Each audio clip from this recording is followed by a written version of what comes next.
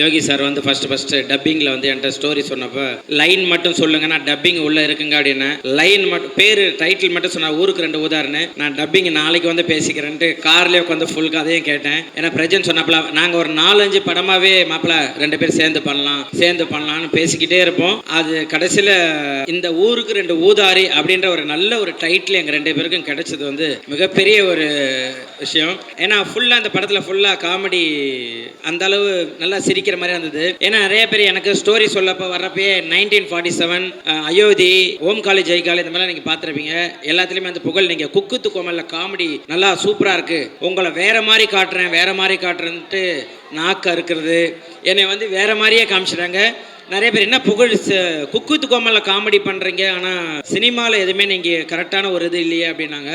கண்டிப்பாக இந்த படம் வந்து அது பேசப்படும், அதுக்கு உண்டான கதை தான் இதில் இருக்குது. எனக்கு இன்னும் பயங்கர பூஸ்ட் ஆனது ரவி மரியா சார் இதில் இருக்காருன்னொன்னே, ரைட்டு, எப்படியும் எங்கெல்லாம் தொய்வு அடையுதோ அந்த இடத்துல கண்டிப்பாக அவர் தூக்கி நிறுத்திடுவார். ஏன்னா அவர் கூட இப்போதைக்கு 4வது படம் ஒர்க் பண்ணுறேன்னு நினைக்கிறேன். கண்டிப்பாக அது வேறு லெவல். அதே போல் செல்லக்குட்டி தீபாக்கா, தங்கம், எனக்கு பிரச்சனையே கிடையாது, இனிமேட்டு தலைவலி கிடையாது, பிரேக் இருந்தால் போய் மடியில் தலை வச்சு படுத்துருவேன். 5 படமாக நாங்கள் பண்ணிக்கிட்டு இருக்கோம். எனக்கு ஒரு என் அம்மா ஸ்தானத்தில் இருந்து எல்லாமே அது பண்ணிக்கிட்டு இருக்கோம், எல்லா அட்வைஸும் பண்ணோம்.